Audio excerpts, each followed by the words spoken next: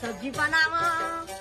सुन तो नोनी, अम्मा जा तो बेटी तो मामा हाँ 500 रुपया ले गए है, एक हफ्ता हो गया देनी है, मांग के लाबे। अरे ते अभी बता तुम बोला पहले ले बताते तो तुम पैसा भी मिल जाती। जा बेटी मांग के लाबे।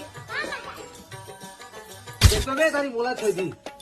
हाँ दीदी दीदी रे तोला नहीं दे दे। सुन तो मामा, कहा के भाजी हमें सिलाई के 500 रुपए लगा थे, चलो मंगावा थे जल्दी दे।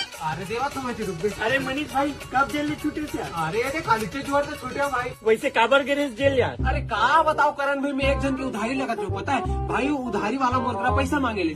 मैं बोले पर्स भुला गया भाई, बाद में दूं करके नहीं मानी, सीधा ठोक दो, खत्म था ना आदमी। देखो कह रहे यार ते का काट रहे पहुंचे दही 500 रुपए मंगाए थे मामा। अच्छा रुपए भाजी देखा था मैं